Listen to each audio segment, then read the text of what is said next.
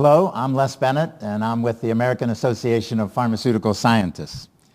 It is my pleasure to host this special series of interviews with individuals who are recognized for their innovations and contributions to the pharmaceutical sciences. Speaking on behalf of AAPS, one of our goals is to develop a series of videotapes in which we invite eminent pharmaceutical scientists to discuss their point of view on the events, issues, and challenges that have shaped the direction of the pharmaceutical sciences, as well as their input in history in how they participated. And we will also explore their perspectives on where the pharmaceutical sciences are headed in the future. Today, it is our pleasure to have the opportunity to visit with Professor Dale Eric Wurster. Dale, welcome. Thanks for having me. So I'm not going to have you give a history. I'm going to go back and say, I know your history. I want to know why, since your dad was a pharmacy professor and dean, you were a chemist as an undergraduate. It's really sort of an interesting story. People come up with their own hypotheses in regards to how I wound up in the same area as my dad. In some cases, they think my dad must have been heavy-handed, and in other cases, they think I didn't know what else to do. The truth of the matter is that it was a continual process of evolution. I actually started my undergraduate career at Wisconsin as a chemical engineering major. And the farther I went through school, the more I knew that I enjoyed working at the molecular scale, and I really didn't care that much about the 700-liter scale. And so I switched from chemical engineering to straight chemistry. In the process of going through the chemistry program, the chemistry that most fascinated me was physical chemistry. I liked all of it. I liked quantum mechanics, I liked statistical mechanics, I liked thermodynamics, I liked chemical kinetics. But I knew that long-term, thermodynamics and kinetics and those types of sciences interested me more. I received my undergraduate degree in 1974, and at that point in time, if you were going to do research in physical chemistry, you were going to be working on quantum mechanics or statistical mechanics. I figured there had to be another area where something as useful as thermodynamics was employed. And so I started to look around to see what those areas might be. And this is the point that my dad came into it. In 1965, he'd won the Research Achievement Award from the old Academy in physical pharmacy. And for years, growing up, I'd seen this plaque on the wall of his study. But of course, kids being kids, I never asked what physical pharmacy was. It was just an award my dad had won. It occurs to me as I'm looking around to see where people would use things like thermodynamics and chemical kinetics that maybe that title that I'd never asked about, physical pharmacy, would be such a place. I called Dad that night because by the time that discussion occurred, I was at Wisconsin and he was at the University of Iowa. And we talked about 2 hours, I think, and about the different kinds of things you could do with a background in physical chemistry within pharmaceutics. And that was how I wound up in pharmaceutics. It was not by design, it was evolution. Okay, so just for our audience's knowledge, this is a historical interview. It's the first time that we are interviewing the son of a former interviewee, because Dale Irwin Wurster was interviewed by Art Melodizenic in the beginning of this series. So we're glad to have father-son together. It's fun. So how did you get to Purdue? Why did you choose to go to Purdue in those days? I was born and raised in Madison, Wisconsin. So I'd always been around UW. I'd always been around Madison. By the time I received my undergraduate degree, I simply thought it was time for me to go someplace else and see how other places, other universities did things. In retrospect, that was probably wise, because at that time I really didn't realize the figure that my father was. So it was probably a good thing that I decided to go elsewhere, but as I said, I was too naive to really recognize that. It more had to do with a young person's wanderlust to simply be somewhere else. I can tell you as a Californian, I wouldn't have thought Lafayette, Indiana was wanderlust, but I'll accept it.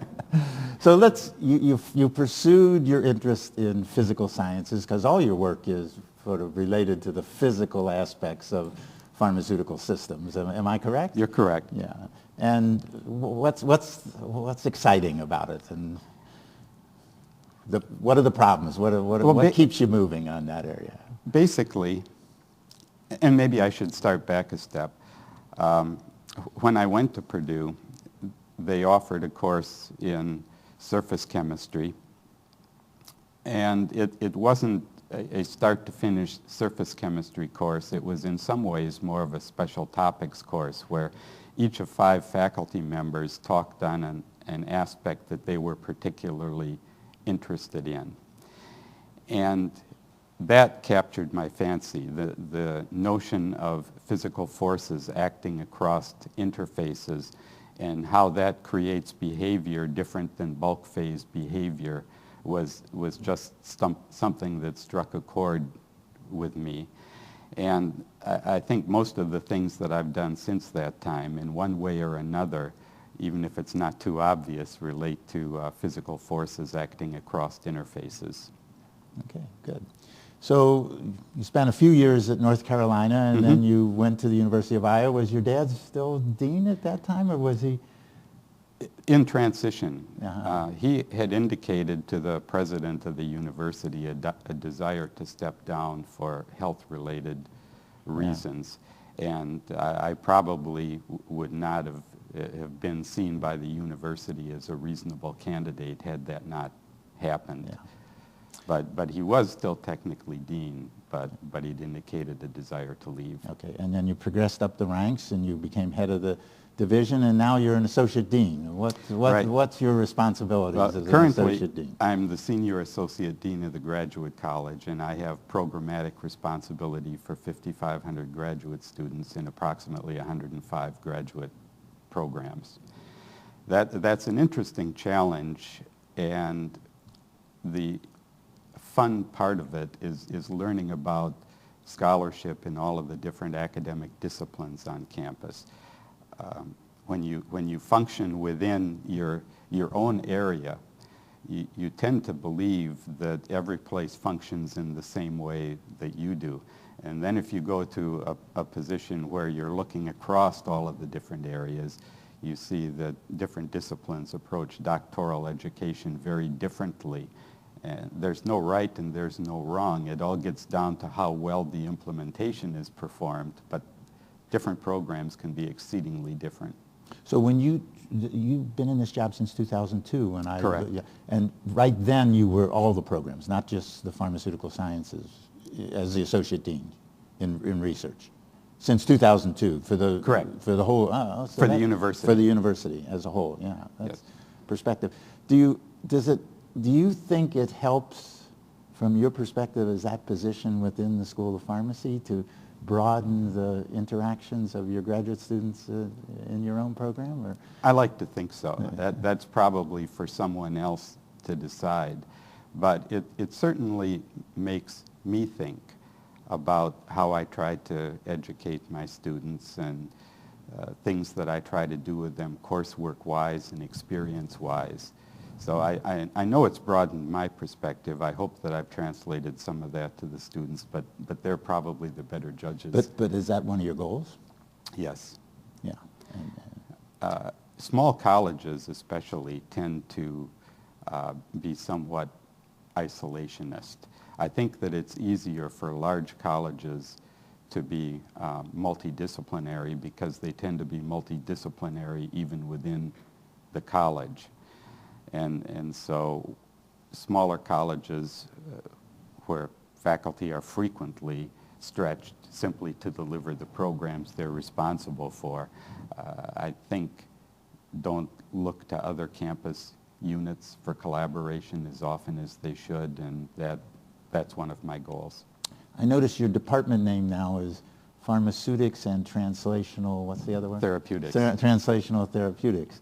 And so that sort of seems to fit into the goal of what we're talking about. How long has that been the name of the department? About 2 years now. I can't claim any credit for that. Our current dean, Don Latendra, has reorganized the college, and in doing so tried to put all of the sciences more under one umbrella. So medicinal chemistry and pharmaceutics are now under the same department, and he took the translational therapeutics part from the clinical and administrative pharmacy group and added it to the pharmaceutics division, which I think is quite a sensible thing to do in terms of how you can broaden the impact of pharmaceutics. Right. So I'm going to step off on that and say, in your job as associate dean, you know, translational therapeutics has become a big issue. I mean, is something pushing in the university? You want to tell us a little bit how Iowa is going in these areas in terms of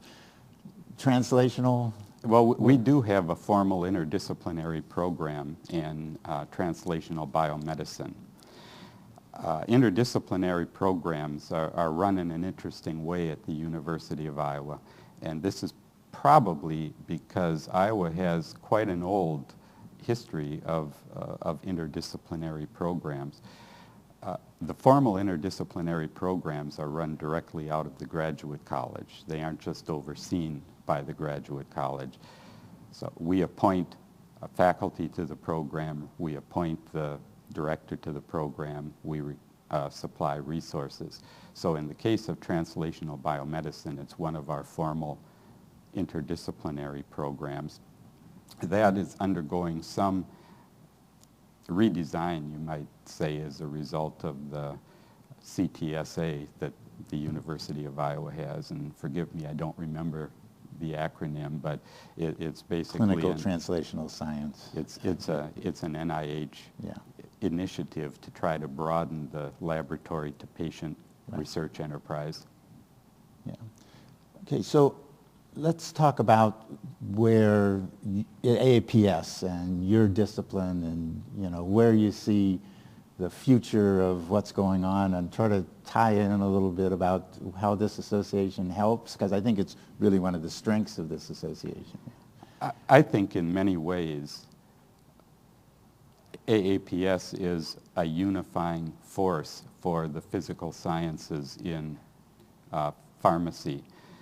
I don't know in the future that there will be that much physical science conducted within colleges and schools of pharmacy, but with AAPS broadening its focus to try especially hard to be inclusive of the engineering community, I think that the physical sciences will continue to exist within AAPS, and AAPS may indeed be have a role in fostering pharmaceutical sciences within colleges of engineering in the future, which is where I think much of the physical sciences may ultimately rely or reside. Is some of that happening in Iowa now? It is. There are 3 of us in pharmaceutics who have dual appointments in chemical and biochemical engineering, and there's a faculty member in chemical and biochemical engineering that's dual appointed in pharmaceutics. We haven't gotten to the point of formal graduate program collaboration yet, or administratively, but in terms of the science, it has certainly started to happen.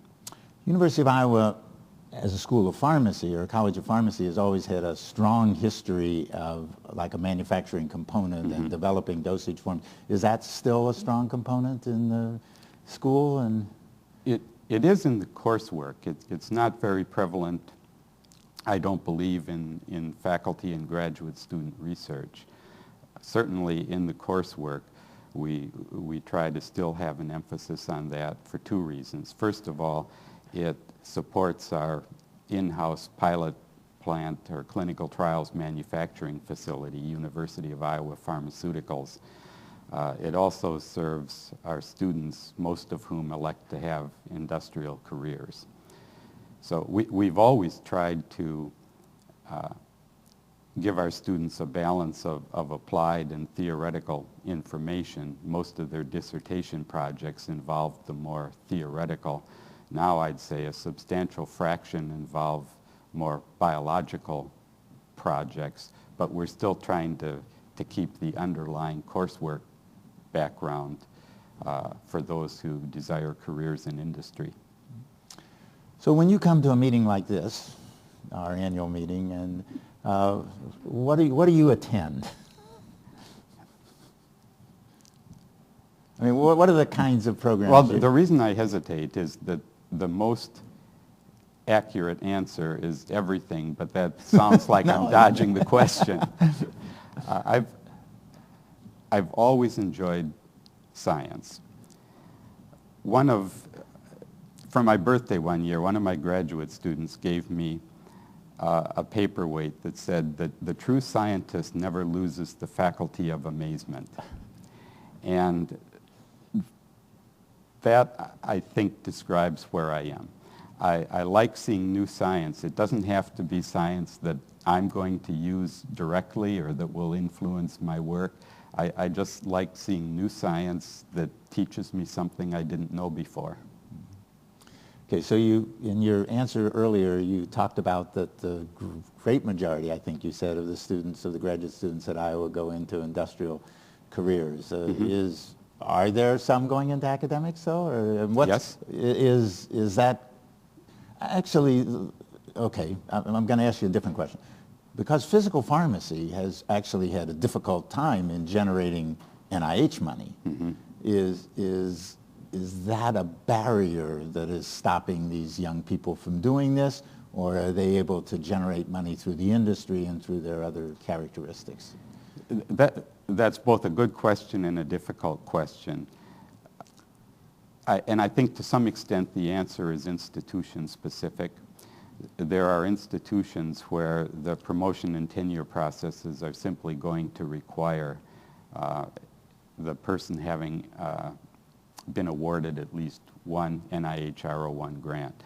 There are other institutions where I think the P&T processes are more focused on simply, can you support your research program?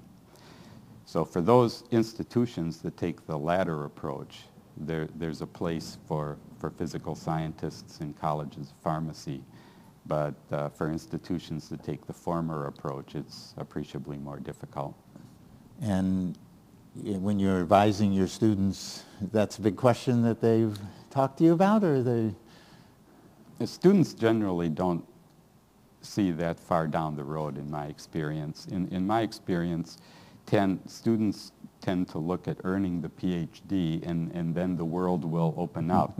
And in reality, of course, earning the PhD is simply a first step toward much more decision-making and much more learning about what the demands of the workplace truly are. So I try to have this discussion with students. I try to encourage students to go into academics. I think in many cases, material science, not that I've had a student go into material science, but we do material science, and I think that that might be a likely route to the faculty for some students, because NSF recognizes material science as one of their disciplines. So in some ways that gets around the problems of physical science funding with NIH. But let's talk about U.S. graduate students versus international graduate students. And can you give us a perspective of what you think is going on in terms of the physical, your discipline more than anything else? I apologize. No, I mean, in other words, are we having U.S. citizen students come into the field, or is this mostly now becoming like Indians and Chinese that are more interested in the physical sciences and the pharmaceutical sciences? It depends on the discipline. We get international students who have backgrounds in pharmacy coming into the discipline. The U.S. students coming into the discipline are universally from disciplines other than pharmacy. So in my own group, the U.S. student who's currently in my group is a bachelor's degree chemical engineer from Penn State. So the U.S. student that was in my group previously was a BS degree in chemistry. So we've kind of lost the U.S. pharmacy students, I think, from the physical science part of pharmaceutics graduate programs. But we haven't lost U.S. students. They're just coming from different backgrounds. Yeah, okay. So give us this perspective of what you think is going to happen in schools of pharmacy. I mean, there's so many schools of pharmacy now, and a lot of them don't have graduate programs. But the ones that do, I think, are pretty successful. Do you see this continuing in the future, or is this difficulty of funding going to be a problem, or at least from the physical science perspective? From the physical science perspective, I think that will gradually fade from U.S. colleges and schools of pharmacy, and I think that it will most likely wind up in engineering. Now, that's a pretty hazy crystal ball, and I'm not saying that with any great deal of confidence, but the funding issue for that area is more easily addressed from within chemical engineering or biomedical engineering, where once again NSF thinks that's one of our disciplines. Mm-hmm. Dale, if you were graduating in physical chemistry from University of Wisconsin today, what do you think you'd do?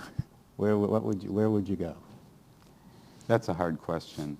I have enjoyed every minute that I've been in pharmaceutics. It was a great decision for me and the kinds of things that I like to do. As I see the future unfolding, if I were to try to put myself in the situation you just described, I believe that I would also have to consider material science departments. I had a discussion with a fellow at Iowa State some years ago. We were thinking about a collaboration which ultimately didn't happen, and we visited each other's labs.